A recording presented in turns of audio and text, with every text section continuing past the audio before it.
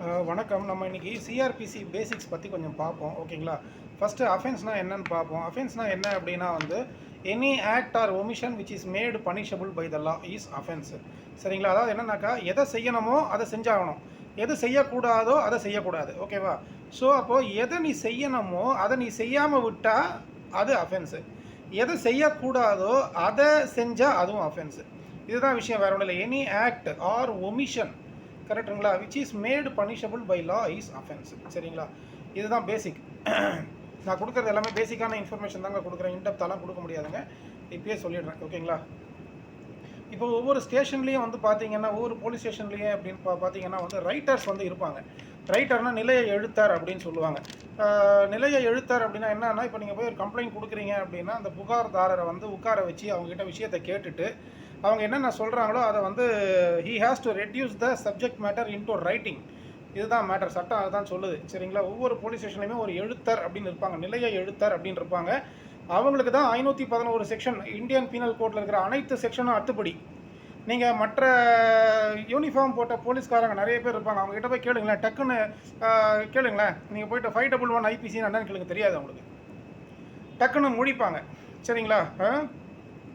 279 ஐபிசினா என்ன சார்? பேசிக்ஸாக வந்து பேசிக்காக தெரிய வேண்டிய செக்ஷன்ஸ் அவங்களுக்கு தெரியும். டக்குன்னு நீங்கள் என்ன பண்ணுங்கள், 124னா என்னங்கன்னு கேளுங்களா, 124 ஐபிசினா டக்குன்னு முடிப்பாங்க. ஆனால் இதே ரைட்டர்ஸ் இருக்காங்க பார்த்தீங்களா, அத்துப்படி அவங்களுக்கு 511 செக்ஷனும் அத்துப்படி. ஏன்னா அவங்க தான் அந்த எஃப்ஐஆரை போடுறவங்க, அவங்க தான் அந்த கம்ப்ளைண்ட்டை டிராஃப்ட் பண்ணுறவங்க. எந்த கம்ப்ளைண்ட்டு எந்த செக்ஷனுக்குள்ளே வரும், எந்த செக்ஷனுக்குள்ளே வருது அப்படிங்கிறத துல்லியமாக தெரிஞ்சவங்க யாருன்னா ரைட்டர்ஸ். சரிங்களா? இதுதான் மேட்ரு. ஸோ இப்போ ரைட்டர்ஸ் என்ன பண்ணுறேன்னா, ஒரு புகார்தாரர் வராரு அப்படின்னா வந்து புகார்தாரர் வரும்போதே பதட்டத்தோடு அப்படியே ஒரு உடம்பெல்லாம் வேர்த்து கொட்டிக்கிட்டு அப்படியே டென்ஷனாக வருவார். ஏன்னா அவர் வந்து ஒரு விஷயத்தில் பாதிக்கப்பட்டிருக்கிறாரு. சரிங்களா? அப்படி இருக்கும்போது அவருக்கு என்ன பண்ணணும்னு தெரியாது, கையும் ஓடாது காலும் ஓடாது. ஒரு கம்ப்ளைண்ட் கொடுக்கணும், ஜஸ்ட் ஐ வாண்ட் அந்த என்ன சொல்கிற ஒரு ரெமிடி வேணும், சடன் ரெமிடி, இமீடியட் ரெமிடி வேணும்னு தான் அவங்க போலீஸ் ஸ்டேஷனுக்கு வருவாங்க. வந்து புகாரை கொடுக்கும் பொழுது இந்த ரைட்டர்ஸ் தான் என்ன பண்ணுவாங்க அப்படின்னா வந்து அந்த புகாரை வந்து அவங்க சொல்ல அவங்க என்னென்ன சொல்கிறாங்களோ அதெல்லாம் உள்ளே வாங்கிக்கிட்டு அவங்க வந்து என்ன பண்ணுவாங்க, அதை எழுதுவாங்க புகாரை. அதுக்கு தான் நிலைய எழுத்தர், ஸ்டேஷன் ரைட்டர்ன்றது அதுதான். ஓகேங்களா? அவங்க தான் அந்த புகாரெல்லாம் வந்து எழுதி வாங்கணும். ஓகேங்களா?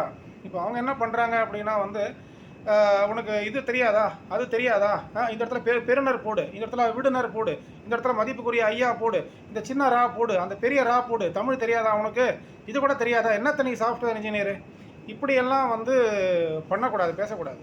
சரிங்களா? ஏன்னா நான் ஸ்டேஷனுக்கு போகும்பொழுது அங்கே நிலைய எழுத்தர் இருக்கிறாரு. அவர் அந்த வந்த பையன் சாஃப்ட்வேர் இன்ஜினியர். உனக்கு தமிழ் தெரியாதா, இது தமிழ்நாடு அரசாங்கம், இதை வந்து நீ தமிழில் தான் கம்ப்ளைண்ட் கொடுக்கணும், இங்கிலீஷில் கொடுத்தா நாங்கள் எடுக்க மாட்டோம், இங்கிலீஷில் கொடுத்தா கம்ப்ளைண்ட் எடுக்கக்கூடாதுன்னு ஏதாச்சும் ஜிஓ ஏதாவது பாஸ் பண்ணியிருக்காங்களான்னு எனக்கு தெரியல போலீஸ்காரர் அவர்களே. சரிங்களா? அதாவது தமிழ்நாடு கவர்மெண்ட்டு இதை தமிழில் தான் கம்ப்ளைண்ட் கொடுக்கணும், இங்கிலீஷில் கொடுக்கக்கூடாது, கொடுத்தா நாங்கள் எடுக்க மாட்டோம்னு ஏதாவது ஜிஓ பாஸ் பண்ணியிருக்காங்க, எடுக்கக்கூடாதுன்னு ஏதாவது ஜிஓ பாஸ் பண்ணியிருக்காங்களா எனக்கு தெரியல. சரிங்களா? ஏன்னா தமிழ் தெரியாதவன் என்ன பண்ணுவான்? நம்ம தமிழ்நாடு வந்தாரே வாழ வைக்கும் தமிழகம். தமிழ்லேருந்து ஹிந்திக்காரன்லேருந்து கன்னடா, மலையாளி, எல்லா மொழி பேசுகிறவங்களும் நம்ம நாட்டில் வாழ்கிறாங்க. எல்லாருக்கும் பிரச்சனை வருது. அவங்க அப்போ சில பேருக்கு வந்து பார்த்திங்கன்னா இந்த ஓஎம்ஆர் ரோட்டில் ஒர்க் பண்ணுறவங்க எல்லாருமே வந்து பார்த்திங்கன்னா சாஃப்ட்வேர் இன்ஜினியர்ஸு, ப்ரோக்ராமர்ஸு. அவர் தான் அன்றைக்கி வந்து அந்த ராயப்பேட்டா ஸ்டேஷனுக்கு வந்திருந்தார். நானும் ராயப்பேட்டா ஸ்டேஷனுக்கு போயிருந்தேன். ஃபஸ்ட் ஃப்ளோரில் தான் அந்த ரைட்டர் உட்காந்துருக்கிறாரு. அவரை வந்து என்ன பண்ணுறது, இந்த இடத்துல விடுனர் போடு, இங்கே வந்து பெருனர் போடு, இங்கே மதிப்புக்குரிய ஐயா போடு, இங்கே சின்ன ரா போடு, இங்கே பெரிய ரா போடு. ஒரு கம்ப்ளைண்ட் எழுதுறதுக்கு உனக்கு 1 மணி நேரமா? உனக்கு எல்லாத்தையும் நான் சொல்லித்தரணுமா? நீ தானே சம்பவத்தை அனுபவிச்ச, நீ தானே பிரச்சனையை அனுபவிச்ச, நீ தானே அஃபெக்டட் பார்ட்டி, அப்போ நீ தானே கம்ப்ளைண்ட்டை எழுதணும், உனக்கு இது கூட தெரியாதா அப்படின்னு சொல்லி அவரை போட்டு டார்ச்சர் பண்ணி அவர் வந்து ஏன்டா அந்த ஸ்டேஷனுக்கு வந்தோன்னு ஆகி போச்சு அவருக்கு. சரி, அதுக்கப்புறம் நான் என்ன பண்ணேன், ஐயா நீங்கள் வந்து பண்ணாதீங்க, நான் இப்போ அந்த பையன்கிட்ட நான் பேசிக்கிறேன்னு சொல்லிட்டு அவங்ககிட்ட விஷயத்தை வாங்கி கம்ப்ளைண்ட்டை எழுதி அந்த ரைட்டர்கிட்ட கொடுத்தா வைங்க. இதில் என்ன மேட்டர்னா, ரைட்டர் அப்படிங்கிறவர் தான் இந்த வேலையை செய்யணும்.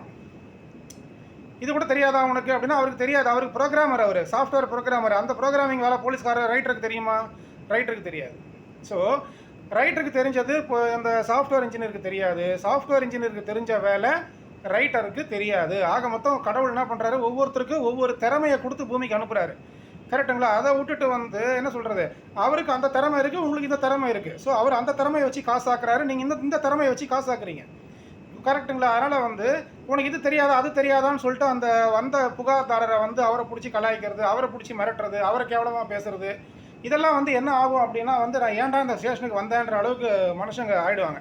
ஒரு கம்ப்ளைண்ட் கொடுக்குறேன், கம்ப்ளைண்ட் வாங்குறதுக்கே இந்த நிலைமையா? புரியுதுங்களா? ஏன்னா அவங்களே இதெல்லாம் வந்து என்னென்னா அவங்களே புரிஞ்சிக்கணும். அந்தந்த சீட்டில் உட்காந்துருக்கிறவங்க அவங்களே புரிஞ்சிக்கணும். கரெக்டுங்களா? ஸோ ரைட்டர்ன்றவங்க தான் வந்து கம்ப்ளைண்ட்டை அவங்க என்ன சொல்கிற புகார்தாரர் என்ன சொல்கிறாங்களோ அந்த அந்த அந்த விஷயத்தை வாங்கி கம்ப்ளைண்ட்டை he has to reduce the subject matter into writing. கரெக்டுங்களா? அதை வந்து ஒரு கம்ப்ளைண்ட்டாக உருவாக்கி அவங்கக்கிட்ட படித்து காட்டி அவங்கக்கிட்ட கையெழுத்து வாங்கணும். இதுதான் அவங்களோட வேலை. சரிங்களா? இதைத்தான் அந்த ரைட்டர்ஸ் செய்யணும். டிபார்ட்மெண்ட் ஆளுங்க நம்மளை கோவச்சிக்காதீங்க. சரிங்களா? ஏன்னா இதெல்லாம் பார்க்க மனசு வருத்தமாக இருக்குது. அதனால தான் நான் அதை சொல்கிறேன். ஏன்னா புகார் கொடுக்க வருகிற நபர்களை இப்படியெல்லாம் கிண்டல் செய்ய வேண்டும், இப்படியெல்லாம் கேலி செய்ய வேண்டும், இப்படியெல்லாம் குத்தி காட்ட வேண்டும். அவனுடைய அறியாமையை வந்து அவனுக்கு குத்தி காட்டினால்தான் அவனுக்கு வந்து மனது வலிக்கும். இப்படியெல்லாம் செய்ய வேண்டும்னு சிஆர்பிசியில் சொல்லலை. சரிங்களா? இப்படிலாம் சிஆர்பிசியில் சொல்லாததை அந்த போலீஸ்காரங்க செய்கிறாங்கன்னா அதுவே ஃபஸ்ட்டு அஃபென்ஸு. அதுதான் சொல்கிறேன். Any act or omission which is made punishable by law is offence. அப்போது அஃபென்ஸு யார் செய்கிறதீங்க? ரைட்டர் தான் செய்கிறாரு. நான் ராயப்பேட்டா ஸ்டேஷனுக்கு போகிறேன். அங்கே வந்து நான் இப்போ 6 நிமிஷமாக பேசிக்கிட்டு இருக்கேன். எதுக்கு? ஒருத்தர் புகார் கொடுக்க வராருங்க. அவர் தமிழ்காரன், ஹிந்திக்காரர், மலையாளி, பஞ்சாபி யார் வேணால் வருவாங்க. அவனுக்கு ஒரு பிரச்சனைன்னு தான் போலீஸ் ஸ்டேஷனுக்கு வராங்க. போலீஸ் ஸ்டேஷனுக்கு வந்த உடனே அவனுக்கு வந்து என்ன சொல்கிறது, அவருக்கு தான் தெரியல. உங்களுக்கு நல்லா தெரியும் இல்லையா? கரெக்டுங்களா? எனக்கு வண்டி ஓட்ட தான் தெரியும். வண்டி சர்வீஸ் பண்ணுறதுக்கு மெக்கானிக்கு தான் தெரியும். மெக்கானிக் வந்து இப்போ ஒரு ட்ரெயினை ஓட்டுறாரு. ட்ரெயின் ஓட்டுற டிரைவர் வந்து அவருக்கு ட்ரெயின் கீழே படுத்துக்கிட்டு எந்த ஸ்க்ரூ, எந்த போல்ட்டு, எந்த நட்டு, எங்கே பிரச்சனைன்னு அவருக்கு தெரியுமா? அவருக்கு தெரிஞ்சது என்னது? ட்ரெயின் ஓட்ட தான் சார் எனக்கு ட்ரைனிங் கொடுத்தாங்க. எனக்கு ட்ரெயினை சர்வீஸ் பண்ண எனக்கு தெரியாது சார். அதை நான் கொண்டு போய் ஷெட்டில் விட்டாக்கா ட்ரெயின் மெக்கானிக் அதை பண்ணுவாங்க சார். அப்போது ட்ரெயின் ஓட்டுறதுக்கு தான் இவருக்கு தெரியும். அது ட்ரெயின் ரெடி பண்ணுறது மெக்கானிக்கு அவருக்கு தெரியும். ஸோ மெக்கானிக்குடைய அறிவும் இதுவும் ஒன்றும் கிடையாது. அதுபோல் அவர் சாஃப்ட்வேர் இன்ஜினியர் ப்ரோக்ராமராக இருப்பார்.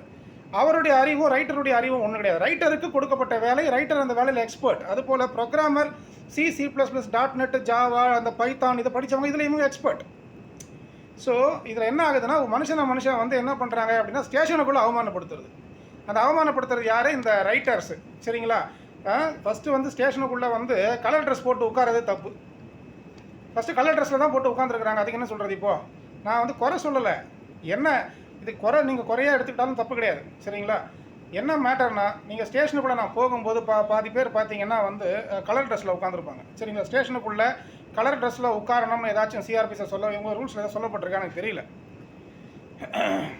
சரிங்களா? அப்போது எதுக்கு நான் ஏன் இவ்வளோ பேசுகிறேன் அப்படின்னா வந்து வர்றவங்கள அவமானப்படுத்தாதீங்க காவல்துறை. கரெக்டுங்களா? வர்றவங்கள அவமானப்படுத்தாதீங்க. அவன் ஒன்றுமே தெரியாமல் தாங்க வருவான். சரிங்களா? நீங்கள் தாங்க அவனை எஜுகேட் பண்ணணும், நீங்கள் தாங்க அவனை கைட் பண்ணணும். நீங்கள் தாங்க சிஆர்பிசியும் ஐபிசியும் கரைச்சி குடிச்சிருக்கிறீங்க. அவனுக்கு என்னங்க தெரியும்? கொஞ்சம் யோசிச்சு பாருங்கள்.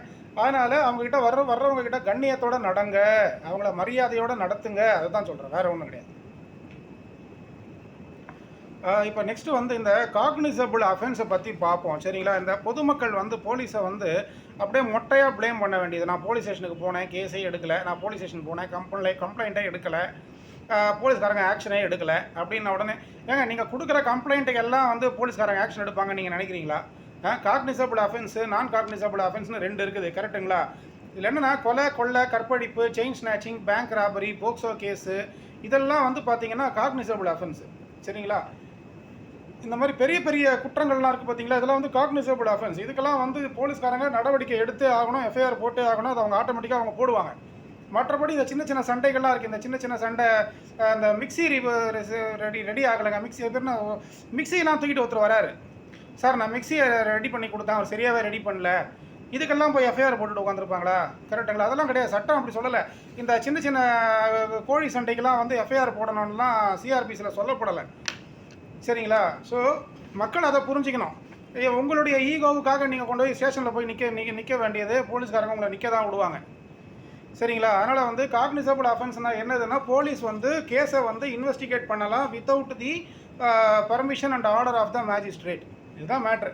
காக்னிசபிள் அஃபென்ஸ்னால் என்ன அப்படின்னா வந்து police can investigate the subject matter without the order of the magistrate and can arrest without warrant. இதுதான் மேட்ரு.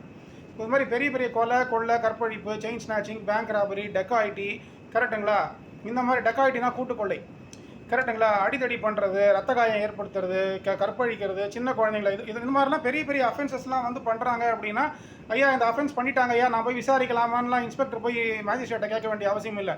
தகவல் கிடச்ச உடனே அந்த இடத்துக்கு ஒன்று இன்ஸ்பெக்டர் போயிடுவார், இல்லைனா எஸ்ஐ அமுச்சு விட்ருவார், கான்ஸ்டபிள் அமுச்சு விட்ருவார், பேட்ரோலிங் டிபார்ட்மெண்ட் அங்கே போயிடும். சரிங்களா? இதை போய் விசாரித்து இதுக்கு போய் எஃப்ஐஆர் போடணும்னு தான் சட்டம் சொல்லுதே தவிர ஓகேங்களா, அவங்க மிக்ஸி ரிப்பேர் ஆகலை, மிக்ஸியை சரியாக ரிப்பேர் பண்ணல, ஜெராக்ஸ் கடைக்காரர் என் கூட சண்டை போடுறாரு, ஆட்டோக்காரர் இப்படி பண்ணுறாரு, இந்த சின்ன சின்ன கேஸெல்லாம் என் பக்கத்து வீட்டுக்காரன் என் கூட சண்டை போடுறான், கரெக்டுங்களா, அந்த குழாவில் தண்ணி வரல, இதுக்கெல்லாம் போய் நீங்கள் போலீஸ் சண்டை போய் கம்ப்ளைண்ட் கொடுத்துட்டு இருந்தீங்கன்னா போலீஸ் எடுக்காது. நீங்கள் கொடுக்குற கம்ப்ளைண்ட்டை கூப்பிட்டு விசாரித்து வான் பண்ணி விடுவாங்களே தவிர, மற்றபடி உங்களோட இஷ்டத்துக்கும் உங்கள் சௌகரியத்துக்கும் உங்களுக்கு ஏற்ற மாதிரி அவங்களை ரிமாண்ட் பண்ணுவாங்களா, எஃப்ஐஆர் போட்டு ரிமாண்ட் பண்ணுவாங்கன்னு நினைக்கிறீங்களா? கிடையாது. சட்டத்தை ஃபஸ்ட்டு படிக்கணும். சரிங்களா, சிஆர்பிசி தான் சொல்லுது, காக்னிசபிள் அஃபென்ஸாக இருந்தால் நீ மேஜிஸ்ட்ரேட்டை போய் ஃபோன் பண்ணி கேட்டுக்கிட்டு இருக்காத, மேஜிஸ்ட்ரேட்டுக்கிட்ட போய் தொந்தரவு பண்ணிட்டு உட்காந்துருக்காத, பிரச்சனை பெரிய பிரச்சனை அடித்தடி நடந்து போச்சு, கொலை நடக்குதுன்னா கப்புன்னு போய் அந்த இடத்துல போய் விசாரிச்சுட்டு வந்து தகவலை கொடு, அப்படி தான் சொல்லுதே தவிர வந்து அங்கே பிரச்சனை யாராவது பண்ணுறானா, பிரச்சனை பண்ணுறவன் இவன் தான் நல்லா தெரியுதா, அவன் தான் அந்த குற்றம் பண்ணியிருக்கான்னு தெரிஞ்சால் டப்புன்னு வாரண்ட் தேவை கிடையாது, அவனை அரெஸ்ட் பண்ணி உள்ளே போடு. இதுதான் காக்னிசபிள் அஃபென்ஸ். இது தான் பண்ணணும்னு சொல்லிட்டு சிஆர்பிசி சொல்லுதே தவிர, மற்றபடி சின்ன சின்ன விஷயங்களை எல்லாம் வந்து போலீஸ்காரங்க வந்து என்ன பண்ணுவாங்க, கூப்பிட்டு விசாரிப்பாங்க, வான் பண்ணி விடுவாங்க, எஃப்ஐஆர்லாம் போட மாட்டாங்க. நான் காக்னிசபிள் அஃபென்ஸ், பிடியாணை நான் காக்னிசபிள் அஃபென்ஸ்லாம் சொல்லி சின்ன சின்ன சண்டைகள் உங்களுக்கு புரியாத மாதிரி சொல்கிறேன், சின்ன சின்ன சண்டைகள்லாம் நான் காக்னிசபிள் அஃபென்ஸ். சரிங்களா, அதுக்கெல்லாம் வந்து எஃப்ஐஆர் போட மாட்டாங்க போலீஸ்காரங்க. அதை முதல்ல புரிஞ்சிக்கணும்.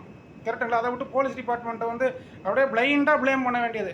கரெக்டுங்களா, அவங்க பக்கம் நிறைய தப்பு இருக்குது, ஆனால் நிறைய தப்புகள் இருக்குது. சரிங்களா, இல்லைன்னா சொல்லலை.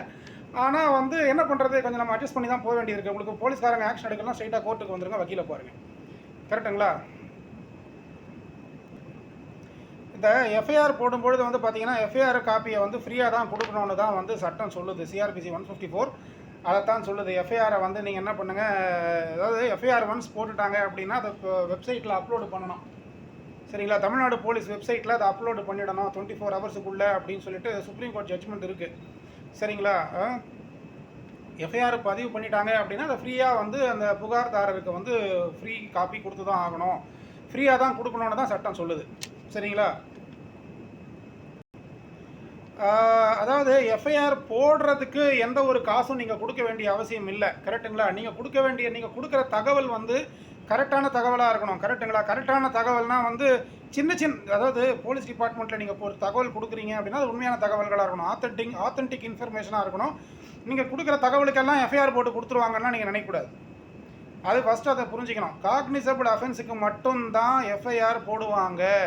காக்னிசபிள் அஃபென்ஸ்னால் என்னது, இந்த பெரிய பெரிய அஃபென்சஸ், கொலை கற்பழிப்பு, கரெக்டுங்களா, அடிதடி பண்ணிட்டு ஓட்டாங்க, ரத்தம் வருது, பையன் ஹாஸ்பிட்டலில் அட்மிட் ஆகிருக்கிறான், கரெக்டுங்களா, 4 பேர் சேர்ந்து அடிச்சிட்டாங்க, வீட்டுக்குள்ளே பூந்து திருடிட்டாங்க, செயின் அறுத்துட்டாங்க, பேங்கை கொள்ளையடிச்சிட்டாங்க, இதெல்லாம் தான் பெரிய பெரிய குற்றங்கள். சரிங்களா, இந்த குற்றங்களுக்கு முகாந்திரம் இருக்கிற பட்சத்தில் கண்டிப்பாக வந்து போலீஸ்காரங்க எஃப்ஐஆர் போடுவாங்க. நீங்கள் போய் கொடுக்குற எல்லா கம்ப்ளைண்ட்டுக்கும் வந்து உங்கள் பக்கத்து வீட்டுக்காரன் எதிர் வீட்டுக்காரன் சண்டை போடுற விஷயத்துக்கே, சார் என்னுடைய கார் பார்க்கிங்கில் அவன் கொண்டு வந்து காரை நிறுத்திட்டான் சார், ஓகேங்களா, காரை எடுக்க மாட்டேங்கிறான் சார் அப்படின்னா அது போய் எஃப்ஐஆர் போடுவாங்களா? அதுக்கு அது என்ன காக்னிசபிள் அஃபென்ஸா அது? இந்த மாதிரி காரு என்ன சொல்கிறதுக்கு, கார் பார்க்கிங் பிரச்சனை, என் பக்கத்து வீட்டுக்காரன் தண்ணி விட மாட்டேங்கிறான் சார், இதுக்கெல்லாம் எஃப்ஐஆர் போட சொல்லி சிஆர்பிசியில் சொல்லப்பட்டிருக்கா? சட்டம் தெரியாது, ஆனால் போலீஸ்காரங்களை ப்ளேம் பண்ண வேண்டியது. கரெக்டுங்களா, இது வந்து மக்களுடைய தப்பு. நீங்கள் தான் சிஆர்பிசி புஸ்தகத்தை வாங்கி படிக்கணும். சரிங்களா, அதாவது கொடுக்குற தகவல் கரெக்டான தகவலாக இருக்கணும், ஆத்தென்டிக் இன்ஃபர்மேஷனாக இருக்கணும். கரெக்டுங்களா, உண்மையான தகவல் கொடுக்குற பட்சத்தில் அங்கே ஒரு குற்றம் நடந்திருக்குது அப்படின்னு முகாந்திரம் இருக்கிற பட்சத்தில் போலீஸ்காரங்க எஃப்ஐஆர் போடுவாங்க. எஃப்ஐஆர் போடுறதுக்கு காசு கொடுக்க வேண்டிய அவசியம் இல்லை, வாங்க வேண்டிய அவசியமும் இல்லை. எஃப்ஐஆர் போட்டதுக்கப்புறம் எஃப்ஐஆர் காப்பியை புகார்தாரருக்கு கொடுக்கும் பொழுதும் போலீஸ்காரங்க காசு வாங்கக்கூடாது. இதுதான் சட்டம், சிஆர்பிசி 154 சட்டம் இதுதான். சரிங்களா, சரி, ஓகே. அதுக்கப்புறம் சார் இந்த மாதிரி எஃப்ஐஆர் போட்டாங்க சார், எஃப்ஐஆர் போட்டதுக்கு அந்த எஃப்ஐஆர் காப்பியை கொடுக்க மாட்டேங்கிறாங்க போலீஸ்காரங்க, 1 வாரமாக 10 வாரமாக 10 நாளாக இழுத்தடிக்கிறாங்க சார் அப்படின்னு நீங்கள் சொல்கிறீங்க அப்படின்னா, அப்போ நீங்கள் வந்து அதை கமிஷனர் ஆஃபீஸில் கொண்டு போய் கம்ப்ளைண்ட்டை கொடுங்க. சென்னை சிட்டியாக இருந்தால் கமிஷனர் ஆஃபீஸு, ஊரில் கிராமம் அப்படின்னா வந்து சூப்பரிண்டெண்டன்ட் ஆஃப் போலீஸு, இங்கே கொண்டு போய் கம்ப்ளைண்ட்டை கொடுங்க. சரிங்களா, கம்ப்ளைண்ட் கொடுத்தா மட்டும் பத்தாது, அவர் வந்து என்னிடத்துல லஞ்சம் கேட்கிறார் அப்படிங்கிறதுக்கு உங்ககிட்ட என்ன ஆதாரம் வச்சுருக்கீங்க? எஃப்ஐஆர் போட்டாங்க சார், எஃப்ஐஆர் போட்டதுக்கப்புறம் எனக்கு காப்பி தர மாட்டேங்கிறாங்க சார், எஃப்ஐஆர் காப்பி எனக்கு தரணும் இல்லையா, நான் தானே புகார்தாரர், நான் தானே கம்ப்ளைண்ட்டை கொடுத்தேன், எனக்கு எஃப்ஐஆர் காப்பி தர மாட்டேங்கிறாங்க சார் அப்படின்னு நீங்கள் சொல்கிறீங்க. சார் எஃப்ஐஆர் காப்பி உனக்கு வேணும்னா ஒரு 10,000 காசை கொண்டு வா, 5,000 காசை கொண்டு வா, 1000 காசை கொண்டு வான்னு அவங்க கேட்குறாங்களா, போலீஸ்காரங்க கேட்குறாங்கன்னா போய் கம்ப்ளைண்ட் கொடுக்குறீங்க கமிஷனர் ஆஃபீஸில். என்ன ஆதாரம் வச்சுருக்கிறீங்க? அவங்க காசு கேட்டாங்கன்றதுக்கு என்ன ஆதாரம்? அப்போ அதுக்கேற்ற ஆடியோ ரெக்கார்டிங்கு, வீடியோ ரெக்கார்டிங்கு ஏதாச்சும் இருந்தால் தான் அந்த புகாரும் செல்லுபடி ஆகும். புரியுதுங்களா? அவங்க காசு கேட்குறாங்கன்னு நீங்கள் வந்து போய் பிளைண்டாக போய் கம்ப்ளைண்ட் கொடுத்து பிரயோஜனம் கிடையாது. அவர் இந்த போலீஸ்காரர் என்கிட்ட காசு கேட்குறாருங்க, எஃப்ஐஆர் கொடுக்க மாட்டேங்கிறாங்க, எனக்கு அந்த எஃப்ஐஆரை வாங்கி கொடுங்கன்னு போய் கம்ப்ளைண்ட் கொடுக்கலாம் கமிஷனர் ஆஃபீஸில். அவங்க இந்த எஃப்ஐஆரை கொடுக்கறதுக்கே என்கிட்ட காசு கேட்குறாங்க சார் அப்படின்னு நீங்கள் ஒரு புகாரை கொடுக்குறீங்கன்னா அதுக்கு என்ன ஆதாரம்னு கேட்பாங்க போலீஸ்காரங்க. அப்போ என்ன பண்ணுவீங்க? அந்த ஆதாரம் இல்லாமல் என்ன பண்ணுவீங்க? ஸோ எந்த ஒரு புகாருக்கும் ஆதாரம் என்பது மஸ்ட்டு. ஏன்னா நீங்கள் கொடுக்கறது கிரிமினல் கம்ப்ளைண்ட்டு. கிரிமினல் கம்ப்ளைண்ட்டுக்கு என்ன சொல்கிறது, கிரிமினல் கம்ப்ளைண்ட்டுக்கு சஃபிஷியன்ட் டாக்குமெண்ட்ரி எவிடன்ஸோ, பேப்பர் விட்னஸ்ஸு, இல்லை ஐ விட்னஸ்ஸு, இல்லை ஆடியோ ரெக்கார்டிங், வீடியோ ரெக்கார்டிங் இதெல்லாம் இருந்தால் தான் நீங்கள் கொடுக்குற கிரிமினல் கம்ப்ளைண்ட்டு ஏற்றுக்கொள்ளப்படும் before the eyes of law. இல்லைனா கம்ப்ளைண்ட் கொடுத்து பிரயோஜனம் இல்லை. போலீஸ்காரங்களுடைய வன்மத்தை நீங்கள் வாங்கிக்குவீங்க. சரிங்களா? வேறு ஒன்றும் கிடையாது. நீங்கள் கொடுக்குற எந்த ஒரு ஆதாரம் இல்லாத குற்றச்சாட்டும் it is deemed to be a false complaint. அவ்வளோதான். அது பொய் புகார், போலி புகார் என்று கருதப்படும். சரிங்களா?